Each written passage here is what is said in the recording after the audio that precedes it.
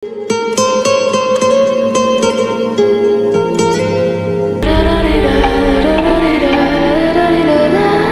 my heart and hope to die. Welcome to my dark side.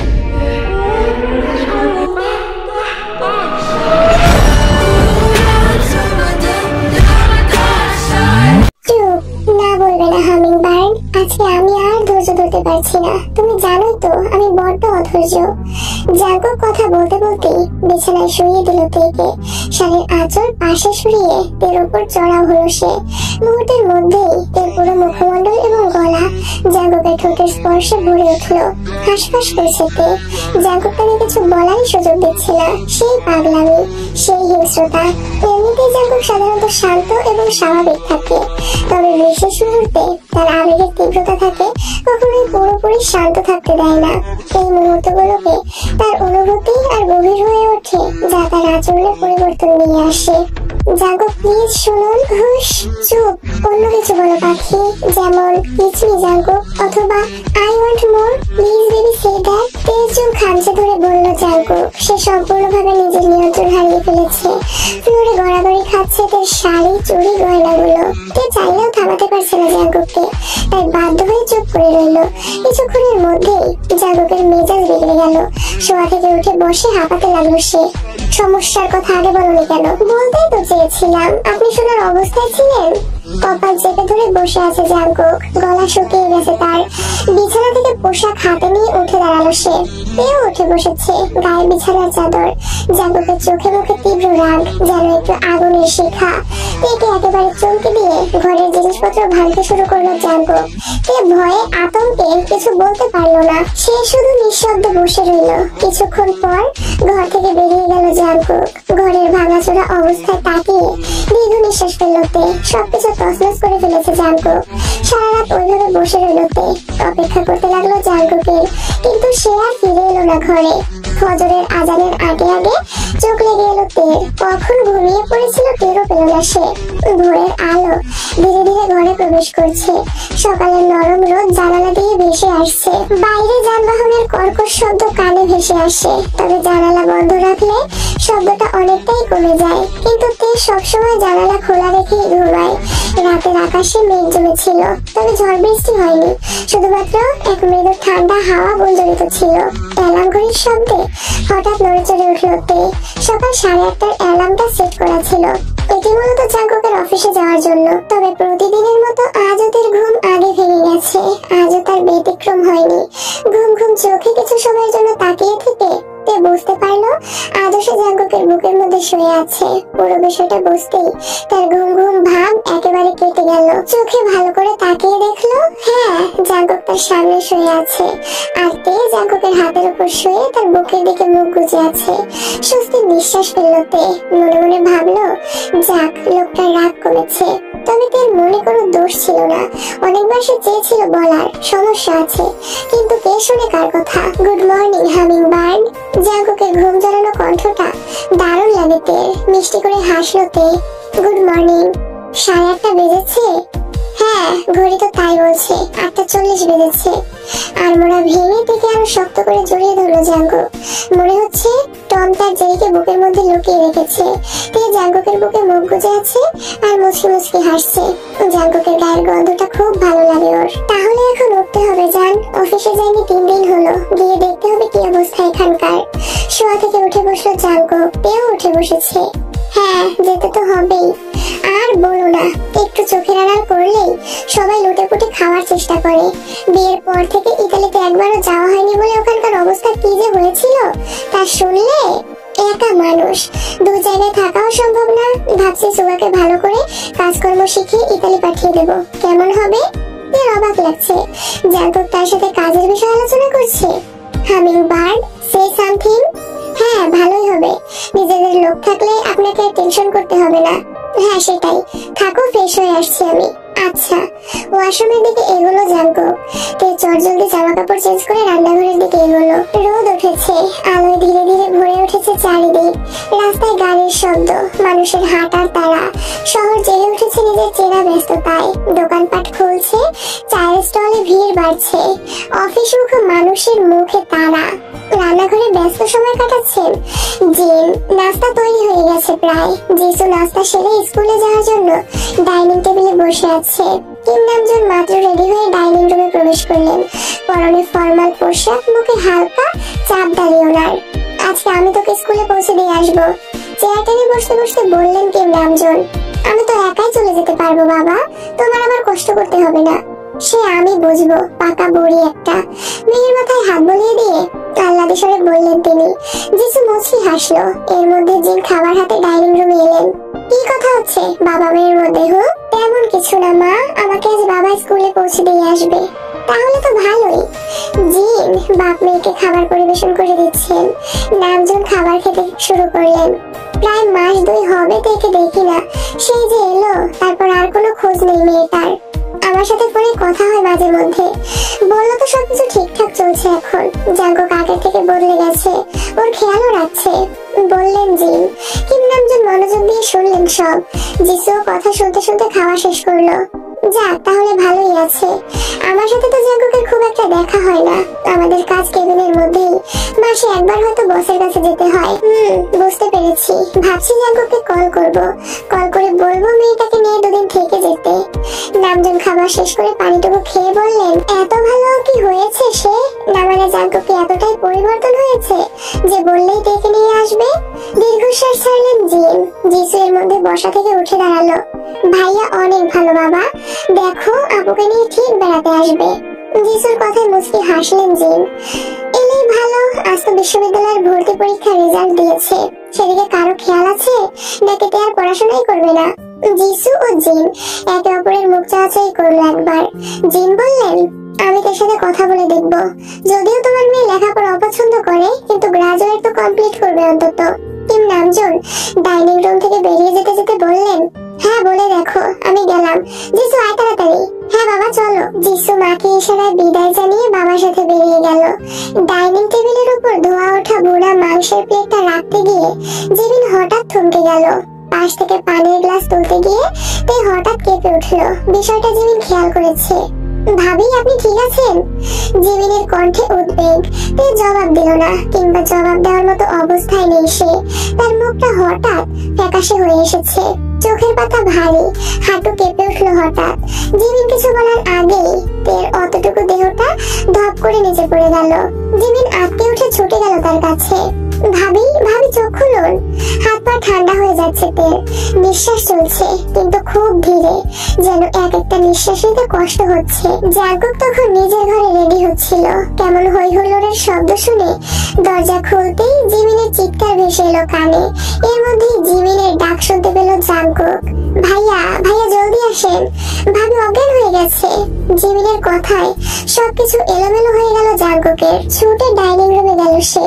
Jimin ঘাবড়ে গিয়ে ওড়না দিয়ে তের মুখে পাখার মতো করে বাতাস করছে। ইতিমধ্যে ডাইনিং রুমে পৌঁছে গেছে জাঙ্কুক। সে মেঝেতে হাঁটু গেড়ে বসে তের মাথা নিজের কোলে তুলে নিয়ে বলল, পানি নিয়ে আয়। রুমে পানি আছে কিনা জানি না, কপালে জলপট্টি দিতে হবে। জিমিন জাঙ্কুকের কথা মতো পানি আনতে গেল। জাঙ্কুক এক মুহূর্ত দেরি করলো না। পকেট থেকে ফোন বের করে স্ক্রিন ট্যাপ করে বলল, ডাক্তার রায়হান জরুরি, এখনই আমার বাসায় আসুন, এক মুহূর্ত দেরি করবেন না। ওপাশ থেকে কিছু বলতেই জাঙ্কুক কণ্ঠ চেপে বলল, আমি লোক পাঠাচ্ছি আপনাকে আনতে, সময় নষ্ট করবেন না, আমার ওয়াইফ সেন্সলেস হয়ে গেছে। কথা শেষে একে কোলে তুলে নিয়ে বেডরুমের দিকে এগোলো জাঙ্কুক। জিমিন পিছু পিছু পানির গ্লাস ও বাটি নিয়ে যাচ্ছে। আয়ু ও লিসা দূরে দাঁড়িয়ে সবকিছু দেখছে কেবল। চল তো একবার গিয়ে দেখে আসি, নয়তো পরে আবার জাঙ্কুক কিছু মনে করতে পারে। রায়ে অসহ্য লাগছে আয়ুর। সব সময় জাঙ্কুককে সমীহ করে চলতে হচ্ছে তাদের। এই অনজ্ঞতা তার আর ভালো লাগছে না। চলো দেখি কি হলো বেডির। বাচ্চা কাচ্চা হবে না তো? মায়ের এমন কথায় চমকালো আয়ু। কিছুটা উত্তেজিত হয়ে বলল, আরে না, তা হবে কিভাবে? ওদের মধ্যে তো স্বামী স্ত্রীর সম্পর্কই নেই। সেদিনকে জামা কাপড় চেঞ্জ করার জন্য জিমিনকে ডেকেছিল জাঙ্কুক। সবকিছু ঠিকঠাক থাকলে বউয়ের পোশাক বদলাতে অন্য কাউকে কি ডাকতো?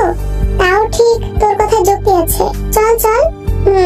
একে কোলে তুলে সোজা নিজের রুমে নিয়ে এসেছে জাঙ্কুক। জিমিন হাতে বাটি আর পানির গ্লাস নিয়ে আসছে। জাঙ্কুক একে বেডে শুয়ে দিয়ে কপালে ঠান্ডা পানির পট্টি চেপে ধরলো। নিচে গিয়ে দরজার সামনে দাঁড়িয়ে থাক, ডাক্তার এলেই সোজা রুমে নিয়ে আসবি, লেট করবি না। জিমিন মাথা নেড়ে দ্রুত পা চালিয়ে ঘর থেকে বেরিয়ে গেল। তে প্লিজ চোখ খোলো পাখি। এর কোনো প্রতিক্রিয়া নেই। জাঙ্কুকের অস্থির লাগছে, এতটা অস্থির এই জীবনে কখনো লাগেনি তার। কেমন মস্তিষ্ক ফাঁকা হয়ে আসছে। এর কপালে গালে পরপর কয়েকটা চুমু খেলো সে। চোখ টলমল করছে তার। এইতে কি হয়েছে তোমার? কথা বলো আমার জান বাচ্চা। দেখো এই রাগীভূতটা কেমন ভয় পাচ্ছে, তার হামিংবার্ডকে হারানোর ভয় পাচ্ছে। একটিবার কথা বলো। জাঙ্কুক একা একা বকতে লাগলো। আয়ু ও লিসা ঘরে এলেন। জাঙ্কুক কেমন বিধ্বস্ত অবস্থায় দেখে দুজনেই ভীষণ অবাক হয়েছে, তবে কেউ কোনো কথা বলছে না। কি জানি জাঙ্কুকের মন মেজাজ কেমন, কিছু জিজ্ঞেস করে যদি ফুস করে ওঠে তার থেকে চুপ করে দাঁড়িয়ে থাকাই বেটার। 15 মিনিট পর ডাক্তার রায়হান জাঙ্কুকের রুমে প্রবেশ করলেন। চোখে মুখে ক্লান্তি, কিন্তু জাঙ্কুকের ফোন পেয়ে তিনি সব ফেলে চলে এসেছেন। মিস্টার জাঙ্কুক, কোথায় রোগী? এইদিকে, দ্রুত দেখুন প্লিজ, এখনো জ্ঞান ফেরেনি। ডাক্তার কাছে গিয়ে তার প্রেসার মাপলেন, পালস চেক করলেন, একদম পেশাদার ভঙ্গি। তারপর মুখ গম্ভীর করে বললেন, ব্লাড প্রেসার বেশ নিচে কমে গেছে, হিমোগ্লোবিন সম্ভবত খুব কম, অ্যানিমিয়ার কারণে এমনটা হতে পারে। এখন একটা ইনজেকশন দিচ্ছি, স্যালাইন দিতে হবে একটু পরে। ইনজেকশন দেওয়ার পর প্রেসার একটু উঠুক, তারপর স্যালাইন। এরপর কিছু ব্লাড টেস্ট লাগবে নিশ্চিত হওয়ার জন্য। জাঙ্কুক ঠোঁট কামড়ে ধরে চুপচাপ দাঁড়িয়েছিল। ঠিক আছে, আপনার যা ইচ্ছা ওষুধ দিন, কিন্তু আমার থেকে ঠিক করুন প্লিজ। আপনি শান্ত হন, ইনজেকশন দেওয়ার কিছুক্ষণের মধ্যেই জ্ঞান ফিরে আসবে ওনার। তারপর আমি নার্সকে পাঠিয়ে স্যালাইন দেওয়ার ব্যবস্থা করব। ওকে। ডাক্তার তার কাজ করতে থাকলেন। জাঙ্কুক চুপচাপ দাঁড়িয়ে আছে। কই, এর আগেও তোদের শরীর খারাপ হয়েছে। সেই শরীর খারাপের কারণ অবশ্য জাঙ্কুক নিজেই। তখন তো এত কষ্ট হয়নি, এর জন্য অস্থির লাগেনি তার। তবে আজ কি হলো? তার অসুস্থতায় জাঙ্কুকের গোটা দুনিয়া যেন অন্ধকার লাগছে। মনে হচ্ছে জাঙ্কুকের প্রাণ পাখিটা এর ভেতর বসবাস করছে। লম্বা নিঃশ্বাস ছাড়লো জাঙ্কুক। এর মাথার পাশে বসে কপালে হাত রাখলো একবার। এর মধ্যে ডাক্তার থেকে ইনজেকশন দিয়েছেন। আপাতত আমার কাজ শেষ মিস্টার জাঙ্কুক। নার্স পাঠিয়ে দেব। স্যালাইন দেওয়ার পর কিছুটা স্টেবল হবে আশা করি। তবে আগামীকাল অবশ্যই চেম্বারে নিয়ে আসবেন। Okay doctor, thank you. No no, it's my duty. আসছি আমি। ওকে। ডাক্তার চলে গেলেন। সাথে সাথে আয়ু ও লিসাও ঘর থেকে বেরিয়ে গেলেন। জিমিন দরজার বাইরে দাঁড়িয়েছিল এতক্ষণ। ডাক্তারের সাথে সাথে নিচে গেল মাত্র। জাঙ্কুক তীর্থের কাকের মতো অপেক্ষা করে বসে আছে, কখন তার জ্ঞান ফিরবে। মেয়েটার চোখ মুখ কেমন ফ্যাকাশে লাগছে। বিয়ের পর থেকে নিজের দিকে কোনো খেয়াল রাখেনি সে, আর রাখবে কিভাবে? দীর্ঘ নিঃশ্বাস ছাড়লো জাঙ্কুক। তার জন্যই আজকে এই হাল। ঠিক মতো যত্ন নিলে মেয়েটার এমন অবস্থা হতো না। এর কপালে সময় নিয়ে চুমু খেলো জাঙ্কুক। মাথায় হাত বুলিয়ে দিতে থাকলো। জ্ঞান ফিরছে পেয়ে জাঙ্কুক পাশে শুয়ে আঙুল দিয়ে তার ছোট চুলগুলো মুখের উপর থেকে সরিয়ে দিচ্ছে। ঠোঁটের কোণে একটুকু মুচকি হাসি। এক দৃষ্টিতে তাকিয়ে আছে তার শান্ত মুখটার দিকে। নড়ে চড়ে উঠলো মেয়েটা। পুরো চোখ না মেলেও বুঝে গেল জাঙ্কুক আছে, একেবারে কাছে। তার চোখ বন্ধ রেখেই ধীরে ওর বুকের ভেতর ঢুকে গেল, চুপচাপ নিরাপদে। হামিংবার্ড, তুমি ঠিক আছো তো? এর সংক্ষিপ্ত উত্তর। জাঙ্কুকের বুকের মাঝে লুকিয়ে আছে সে। জাঙ্কুক এখনো মাথায় হাত বুলিয়ে যাচ্ছে। সত্যি ঠিক আছো? হ্যাঁ ঠিক আছি। স্বস্তি নিঃশ্বাস ফেললো জাঙ্কুক। শরীর খারাপ নিয়ে রান্নাঘরে গিয়েছিলে কেন? আর তোমার যে অ্যানিমিয়া আছে সেটা তো বলনি আগে। মাথাটা একটু বের করে আস্তে করে বলল, কিভাবে বলবো? আপনি তো আগে এত ভালো ছিলেন না। তার মানে আমি আগে খারাপ ছিলাম? না না, মানে আসলে। এর এলোমেলো কথাগুলো জাঙ্কুকের ঠোঁটের স্পর্শে থেমে গেল। মায়া মায়া দৃষ্টিতে জাঙ্কুকের পারে তাকিয়ে আছে সে। আজকে জাঙ্কুকের ঠোঁটের স্পর্শ একদম আলাদা ছিল। শান্ত, নরম, ভালোবাসার ছোঁয়া। কোনো হিংস্রতা, যন্ত্রণা ছিল না। আর কথা বলতে হবে না, এখন চুপচাপ শুয়ে থাকো। জিমির নাস্তা দিয়ে গেলে খেয়ে নিও। আমাকে অফিসে যেতেই হবে, সেটা তুমি জানো। তবে আমি তাড়াতাড়ি ফিরবো। মনটা খারাপ হয়ে গেল তের। লোকটা আরেকটু ভালোবাসলে কি হতো? আরেকটু ভালোবাসলে আজকে অফিসে যেত না হয়তো। তের মনে অনুভূতিটা লুটিপুটি খাচ্ছে। ইচ্ছে করছে না জাঙ্কুককে ছাড়তে, কিন্তু কি আর করার। ঠিক আছে, আর শোনো, নার্স এলে ভালো মেয়ের মতো স্যালাইন দিয়ে দেবে। চমকালোতে চোখ বড় বড় করে ফেললো। আমি ভয় পাই ওসব। কি ভয়ঙ্কর সূচ। এর চেয়েও কয়েক গুণ বড় সূচ যখন নিতে পারো, তাহলে অতটুকু সূচও পারবে। ইচ্ছে থাকতে হবে বেবি। শোয়া থেকে উঠে বসলো জাঙ্কুক। তে লজ্জায় অন্যদিকে তাকিয়ে আছে। লোকটা মাঝে মাঝে বড্ড অশুভ কথাবার্তা বলে। তে নীরবতা দেখে আবারও বলল, জাঙ্কুক আমি দুপুরের মধ্যে ফিরবো, তখনই সাথে করে নার্সকে নিয়ে আসবো, বিকেলে স্যালাইন দিবে, আমি থাকবো পাশে, ঠিক আছে এখন? তে ঠোঁটের কোণে হাসি ফুটলো। জাঙ্কুক ড্রেসিং টেবিলের সামনে গিয়ে নিজের চুলগুলো পরিপাটি করছে। আচ্ছা গুড গার্ল, আমি গেলাম, টাটা। বাচ্চাদের মতো টাটা বলাতে হাসলো জাঙ্কুক, কিন্তু তে ঠিক বুঝতে পারলো না সেটা। বেরিয়ে গেল জাঙ্কুক। বিছানায় গুটি সুটি মেরে শুয়ে রইল তে। দুপুর বেলা তাই চৌধুরী এবং মুনবিন চৌধুরী তাদের অফিসে বসে আছেন। বাতাসে কিছুটা গরম, শহরের ব্যস্ততা একটু দূরে থাকলেও অফিসের চাপপূর্ণ পরিবেশ। জানালার বাইরে রোদ মৃদু ঝলমল করছে, তবে অন্দরমহলে ঠান্ডা কৃত্রিম আলোয় ভরা। বড় একটা কাঠের টেবিলের চারপাশে বসে আছেন তারা, পাশে এক কাপ করে কফি রাখা। সম্পর্কে তারা আপন ভাই। তাই চৌধুরী বয়স 60-এর কাছাকাছি, আর মুনবিন চৌধুরী বয়স 50 ছুঁই ছুঁই। কাই এবং মুনবিন জাঙ্কুকের বিজনেস রাইভাল। দীর্ঘদিন ধরে জাঙ্কুকের প্রতিদ্বন্দ্বী হিসেবে কাজ করছে তারা, কিন্তু কোনোভাবেই তারা জাঙ্কুককে টেক্কা দিতে পারছে না। তাদের সব কৌশল, পণ্য এবং মার্কেটিং স্ট্র্যাটেজি জাঙ্কুকের সামনে দুর্বল হয়ে যাচ্ছে। তবে তারা শান্ত হয়ে বসে থাকার পাত্র নয়। তাদের নিজেদের গোপন ব্যবসাও আছে, কিন্তু সেটা পুরোপুরি অবৈধ। তারা জানে যদি এসব কাজ ফাঁস হয়ে যায় তারা শেষ হয়ে যাবে। তবে এই মুহূর্তে তাদের একটাই লক্ষ্য, জাঙ্কুকের ব্যবসায়কে নষ্ট করে নিজের পথ পরিষ্কার করা। মুনবিন কফির কাপের দিকে তাকিয়ে সিগারেট ধরিয়েছেন। ধোঁয়া তার মুখ থেকে বের হয়ে ছড়িয়ে পড়েছে। তিনি জানালা দিয়ে বাইরে তাকিয়ে বললেন, এই জাঙ্কুকের কিছু একটা করা উচিত এবার। তিনি একটা ঝাপসা হাসি দিলেন। সিগারেটের ধোঁয়া মৃদুভাবে বেরিয়ে যাচ্ছে। তাই তার হাতে থাকা কিছু কাগজপত্র নেড়েচেড়ে বললেন, তুমি ঠিক বলেছ, তার ব্যক্তিগত জীবনই এখন আমাদের হাতিয়ার। এই বিষয়টা গুরুত্ব দিয়ে ভাবছি, তবে একটু সময় নেবে। আমাদের পদক্ষেপ খুব সাবধানে হতে হবে।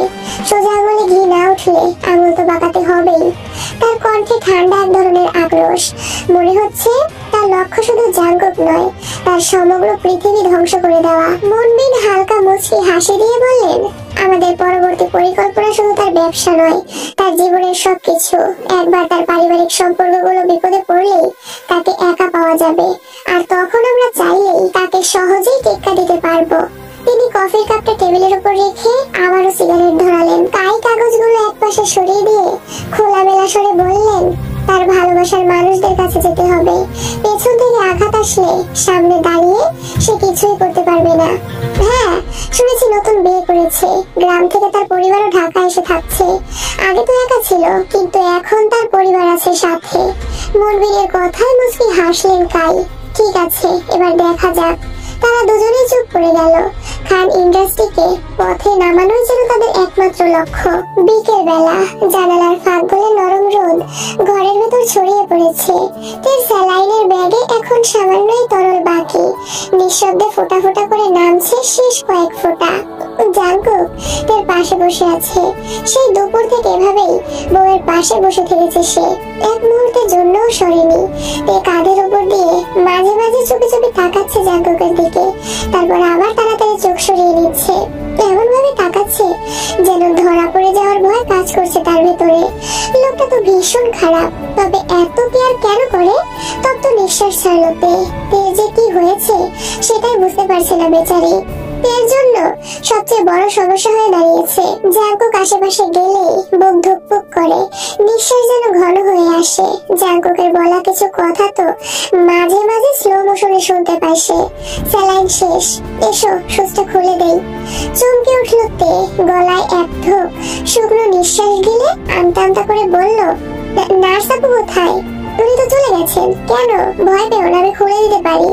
তে জানে পেছানো তার পক্ষে সম্ভব না, তবুও স্বভাবে অল্প একটু পেছানোর চেষ্টা করলো, কিন্তু পেছনে এগোনোর মতো আর জায়গাও নেই। জাঙ্কুক তার সেই চেষ্টা দেখে মিটিমিটি হাসলো। আপনি নার্সকে কল করুন, ওনার বাচ্চা নাকি কাঁদছিল, তাই আগে ভাগেই আমাকে বলে চলে গেছেন। তাহলে ডাক্তারকে কল করুন। আকস্মিকদের চুলগুলো শক্ত করে চেপে ধরলো জাঙ্কুক। চমকালো থমকালোতে জাঙ্কুকের এমন আচরণের কারণ বুঝতে পারছে না মেয়েটা। লোকটা চোখ মুখ লাল হয়ে যাচ্ছে। ডাক্তার কেন? আমি আছি না? আমার থেকে ডাক্তারের উপর বেশি বিশ্বাস তোমার? ওই ডাক্তার আর আসবে না, আগামীকাল মহিলা ডাক্তারের কাছে নিয়ে যাব। এখন চুপ করে বসে থাকো। জাঙ্কুকের ধমক আর চুলের টানে ব্যথা পেয়ে তে আর কিছু বলল না। সব ভয়, সব অস্বস্তি চেপে রেখে চুপচাপ বসে রইল সে। জাঙ্কুক ধীরে ধীরে তার হাতটা ধরলো, সুচটা বের করার জন্য অগ্রসর হলো সে। তে চোখ শক্ত করে বন্ধ করে আছে।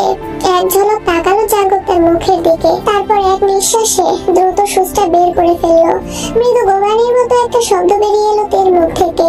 হঠাৎ করে সে ঝাঁপিয়ে পড়লো জাঙ্কুকের বুকে। চমকে উঠলো জাঙ্কুক, বুকের ভেতর কেমন করে ধপ করে উঠলো। তে এক হাতে শক্ত করে আঁকড়ে ধরেছে তার পিঠ, মুখটা ঠেকিয়ে রেখেছে জাঙ্কুকের ঘাড়ে। তার উষ্ণ নিঃশ্বাস আর ঠোঁটের স্পর্শে যেন জাঙ্কুকের শরীর জুড়ে বিদ্যুৎ ছড়িয়ে পড়লো। জাঙ্কুকও ধীরে ধীরে নরম হাতে জড়িয়ে ধরলো তেকে। তার ঘাড়ে এক মৃদু কামড় বসিয়ে দিল। আবারও ঘুমিয়ে উঠলো মেয়েটা, তবু একটু সরে এলো না। তখনই হঠাৎ হুঁশ ফিরল জাঙ্কুকের। আমার লাগছে জাঙ্কুক। তের কণ্ঠে হালকা ব্যথার সুর। জাঙ্কুক নিস্পৃহ গলায় বলল, কামড় দিলে যদি ব্যথা না লাগে তবে কামড় দেওয়ার মানেই বা কি? মানে আমি ব্যথা পেলেও আপনি চালিয়ে যাবেন?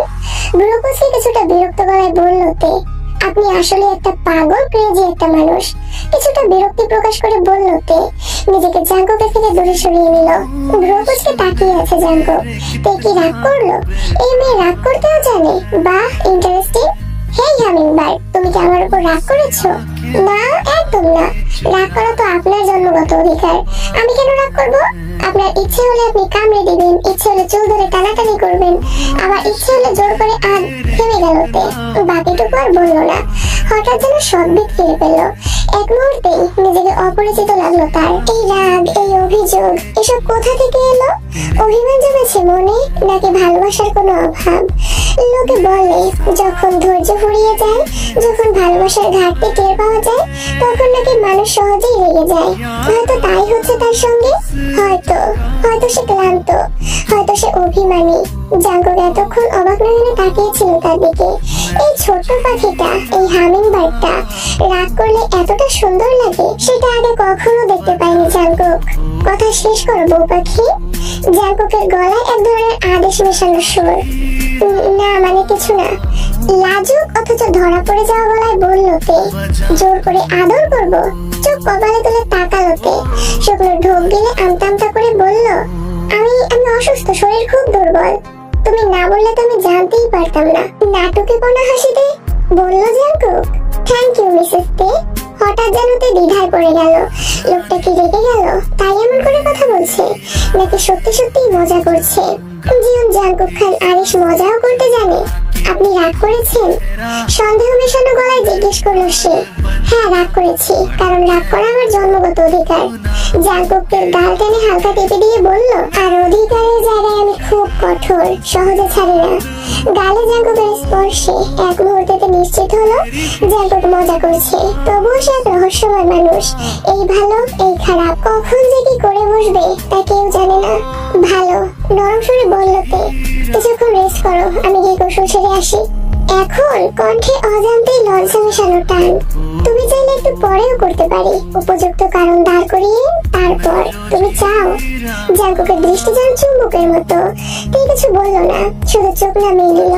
লোকটার সঙ্গে স্বাভাবিকভাবেও কথা বলাই যায় না। সবসময় কেমন একটা রসভরা ভাব, যেন প্রতিটা বাক্যে ইশারার ফাঁদ। জাঙ্কুক ধীরে ধীরে তার পাশে এসে বসলো। ডান হাতের আঙুল ঠোঁটে রেখে নিচের দিকে আলতোভাবে নামাতে শুরু করলো। একটানা অতি ধীর লয়ে। তাই শির দাঁড়াবে এক অদ্ভুত শিহরণ নেমে গেল। চোখ বন্ধ করতে বাধ্য হলো সে। আঙুলের নরম চলাচল যেন তার শরীর ছুঁয়ে নয়, আত্মা সরে যাচ্ছে। শরীরটা হালকা থরথর করে উঠছে। তার হৃদস্পন্দন যেন নিয়ম মানছে না। Tonight, I won't just touch you. I will learn every inch of you, slow, deep, and relentless, until the only thing you remember is the pleasure, and the pain is long forgotten. তে হঠাৎ চমকে তাকালো জাঙ্কুকের দিকে, কিন্তু বেশিক্ষণ তাকিয়ে থাকতে পারলো না। ওই চোখ দুটো যেন তাকে গিলে ফেলতে চাইছে। নেশাগ্রস্ত, পাষাণ নরম চোখ। তে দৃষ্টি নেমে এলো নিজেই। বুকের ভেতর কেমন ঝড় উঠেছে। জাঙ্কুক তার নীরবতার সুযোগ নিচ্ছে না, বরং ধীরে ধীরে তাকে অনুভব করছে। হাতের প্রতিটি স্পর্শে তার ত্বকে বিদ্যুৎ খেলে যাচ্ছে। সে যেন নিজেকে হারিয়ে ফেলছে, প্রতিরোধ করার সামর্থ্যটুকু হারিয়ে ফেলেছে। মাঝখানে আটকে গেছে, না চাইতেও চাওয়া, না বলতে গিয়েও থেমে যাওয়া। জাঙ্কুক খুব সন্তর্পণে বুঝে শুনে তার ঠোঁট ছুঁয়ে ফেললো। একটা মৃদু কাঁপন ছড়িয়ে পড়লো তার ছোট্ট শরীর জুড়ে। চোখ দুটো নিজে থেকেই বন্ধ হয়ে গেল তার। সে আর কিছুই ভাবতে পারলো না, শুধুই অনুভব করলো। দুই হাতে জড়িয়ে ধরলো জাঙ্কুককে। জাঙ্কুক থেমে গেল হঠাৎ, হতবাক হয়ে অনুভব করলো এই প্রথম তাকে নিজে থেকে আলিঙ্গন করছে।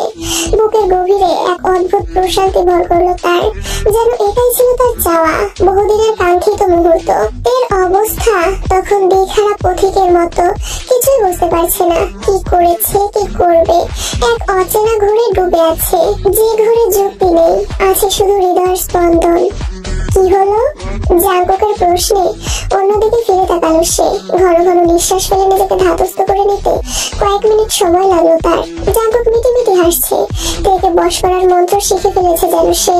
জোর করে নয়, এবার অন্যভাবে কাছে টানবে তেকে। হামিংবার্ড, কিছু লাগবে? না। মুচকি হেসে বসা থেকে উঠে দাঁড়ালো জাঙ্কুক। ওয়াশরুমের দিকে এগোতে এগোতে বলল, তখন বলছিলে আমি জোর করে আদর করি, এখন আমি বলছি তুমি নিজে থেকেই আমার কাছে আসবে। আমি তোমাকে বাধ্য করবো আমার কাছে আসার জন্য। সে চুপ করে বসে রইল। মুহূর্তটা যেন স্থির হয়ে আছে তার ভেতরে। কি হয়েছিল একটু আগে সেটা বিশ্লেষণ করতে ব্যস্ত মন। এই কি দুর্বলতা, এই কি আকর্ষণ, নাকি নিছক এক মানসিক বিভ্রান্তি? একটা ভয় ধীরে ধীরে গা বেয়ে উঠছে। সে কি সত্যি একটু আগে রাধিপুত্রের প্রতি আকৃষ্ট হয়ে পড়েছিল? মাথা নাড়িয়ে নিজেকে ধমক দিল তে। না, এই লোককে ভালোবাসা যায় না। যে মানুষ চোখের পলকে বদলে যায়, যে রাগের মাথায় একদিন খুন করেও ফেলতে পারে, তার প্রতি টান মানে আত্মঘাতী প্রবণতা। তাই নিঃশ্বাস ফেললো ধীরে, নিজেকে বোঝানোর চেষ্টা করলো সবই হরমোনের খেলা, প্রেম না। ঠান্ডা মাথায় ভাবতে এই লোক একটা বিপদ। আচমকা ফোনের রিংটোনের শব্দে নড়ে উঠলো তে। সুহাইয়ুন কল করেছে। তে ওয়াশরুমের দিকে উকি দিল একবার। না, জাঙ্কুক মাত্রই ওয়াশরুমে ঢুকলো। নিশ্চয়ই বের হতে সময় লাগবে। তে লম্বা নিঃশ্বাস ফেলে কল রিসিভ করলো। কি রে তে, এভাবে ভুলে গেলি? না রে, জানিসই তো সব। হ্যাঁ, সবই জানি। বোগামের থেকে সবকিছু শুনেছি। সে যাই হোক, যেটার জন্য এতদিন অপেক্ষা করছিলাম, আজকে ওটার রেজাল্ট বেরিয়েছে। আমার মনে হয় পড়ালেখা হবে না সোহাইয়ুন। ও মা, কেন? তোর অত হাই ফাই বড় লোক বর, অথচ তোকে গ্রাজুয়েশন কমপ্লিটও করাবে না? চুপ করে রইল তে। কিসের জন্য এমন কথা বলছে সে? তা তো সোহাইয়ুন জানে না। যেখানে সুগা ভাইকে নিয়ে জাঙ্কুকের এত সমস্যা, সেখানে কিভাবে ভার্সিটিতে যেতে দিবে? তেকে চুপ করে থাকতে দেখে সোহাইয়ুন ফের বলল, একবার কথা বলে দেখিস, চেষ্টা তো অন্তত কর। লেখাপড়া ছাড়া গতি নেই ভাই, নিজের ভালো বোঝার চেষ্টা কর। লেখাপড়া আজীবন সাথে থাকবে, মানুষ থাকুক বা না থাকুক। বিশেষ করে মেয়েদের আত্মনির্ভরশীল হওয়া জরুরি। জব না করলে করবি না, কিন্তু লেখাপড়া জানা থাকলে কখন কাজে লাগে বলা যায় না। সোহাইলের কথাগুলো ফেলে দেওয়ার মতো না। তে গভীর মনোযোগ দিয়ে সব কথা শুনছিল এতক্ষণ। ঠিক আছে, আমি জাঙ্কুককে বলে দেখবো, যদিও তিনি রাজি হবেন না, কিন্তু বলবো। ঠিক আছে, রাখছি, পরে তোর সুবিধা মতো কল দিস না হয়। ওকে, বাই বাই। কথা শেষ হতেই হঠাৎ এক ধরনের অস্বস্তি গ্রাস করলো তেকে, যেন কারো দৃষ্টি তাকে ছুঁয়ে যাচ্ছে নীরবে। ভয়ে ভয়ে পাশ ফিরতেই চোখে পড়লো জাঙ্কুক, সাদা তোয়ালে জড়ানো ভেজা উন্মুক্ত শরীর। গলা শুকিয়ে এলো।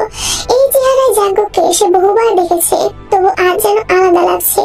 নিজের ভিতর জন্ম নেওয়া আকাঙ্ক্ষাটা সামলানো দুষ্কর হয়ে উঠেছে। ইচ্ছে করছে, খুব ইচ্ছে করছে ওকে জড়িয়ে ধরে ঠোঁট ছুঁয়ে দিতে, একবার দুইবার, হয়তো তার চেয়েও বেশি। কিন্তু সেই ইচ্ছেগুলোকে অগোচরে গিলে ফেললো চুপচাপ বসে থাকা সেই। নিজেকে বোঝাতে চায় এই আকাঙ্ক্ষা একেবারেই নিজের ভ্রম। কে কথা বলছিল ফোনে? জাঙ্কুকের কথাই হুঁশ ফিরল তের। আচমকাই একরাশ আতঙ্ক ঘিরে ধরলো তাকে। নিশ্চয় জাঙ্কুক কিছু একটা করবে এখন। হয়তো ফোন ভেঙে ফেলবে, নয়তো জোর করে কিছু। বারবার নতুন ফোন ব্যবহার করতে ভালো লাগে না তের। সোহাইয়ুন আমার ক্লাসমেট, ভার্সিটিতে যাওয়ার কথা বলছিল ওরা সবাই। সুস্থ হও, তারপর নিয়ে যাব। তে বিস্ময় আবারও শুধালো, কি? বললাম তুমি সুস্থ হও, তারপরে ভার্সিটিতে নিয়ে যাব। এই খুশিতে বসা থেকে উঠে এক প্রকার লাফিয়ে জাঙ্কুকের গলা ধরে তার কপালে চুমু খেলো। জাঙ্কুক যেন বরফের মতো জমে গেল তাতে। আকস্মিক ঘটনায় তে নিজেও ভেবাচেকা খেয়ে তাকিয়ে আছে। কি করলো এটা? আসলে আমি আমার ভুল হয়েছে। তে দূরে সরতে চাইলে জাঙ্কুক তার কোমরে হাত রেখে নিজের বুকের সাথে মিশিয়ে ফেললো। তুমি আমাকে কিস করলে হামিংবার্ড, নিজে থেকে এই প্রথম। আরেকটা করবে প্লিজ? জাঙ্কুকের কোমল শান্ত কণ্ঠস্বর শুনে তার মনটা কেমন আকুপাকু করছে। তার সত্যি বলতে জাঙ্কুককে এভাবে সদ্য গোসল করে আসা অবস্থায় দেখতে তাই নিজেও কিছুটা দুর্বল অনুভব করছিল। জাঙ্কুক কপালে কপাল ঠেকিয়ে ফিসফিস করে বলল, please hummingbird, give me a kiss. কণ্ঠে এমন অসহায়তা যাতে বুকের ভেতর কেঁপে তুলল। জাঙ্কুক ঠোঁট ছুঁয়ে গেল তার কপালে। জোর করে যতই যা করুক তার স্পর্শ পাবে না সে, আর পেলেও তাতে কোনো অনুভূতি থাকবে না। এটা জাঙ্কুক ভালো করেই জানে। আজকে জাঙ্কুক যেন ভিন্ন এক টুকরো ভালোবাসার আশায় মরুভূমির মতো শুকনো হৃদয়টা বাড়িয়ে দিয়েছে সে। ভালোবাসার কাঙাল সে। তার মায়া হলো তার উপর। চোখ বন্ধ করে নিঃশ্বাস আটকে রাখার মতো সাহস জড়ো করে ধীরে জাঙ্কুকের ঠোঁটে চুমু দিল সে। স্বস্তির নিঃশ্বাস ছাড়ল জাঙ্কুক। লজ্জায় জাঙ্কুকের বুকে মুখ গুজে ফেলল তে। বিশ্রাম নাও, সন্ধ্যায় পার্টি আছে। তেকে কোলে করে বিছানায় শুয়ে দিল। ভ্রু উঁচিয়ে শুধালো তে, কিসের পার্টি? বউ নিজে থেকে কিস করেছে, সেই আনন্দে পার্টি দেব। বাড়ির লোকজনই থাকবে, আর সুগাকেও তোমার বাবা মা আর যিশুকে নিয়ে আসতে পাঠাবো। আজকে জানো তুই চমকানোর পাল্লা। এক এক করে জাঙ্কুকের আচরণে কেবল চমকেই যাচ্ছে সে। ভার্সিটিতে যেতে দেওয়া, বাবা মাকে নিয়ে আসতে চাওয়া, সবকিছুই স্বপ্নের মতো লাগছে তের। জাঙ্কুককে চোখ মুখ পর্যবেক্ষণ করে হেসে বলল, সেই খুশিতে কি আরেকটা কিস করবে? পিক করে হেসে উঠল তে। জাঙ্কুকও হাসতে হাসতে ওয়ার্ড্রোবের দিকে এগোলো। চেঞ্জ করে নিচে যেতে হবে, সন্ধ্যায় পার্টি মানে অনেক কাজ বাকি।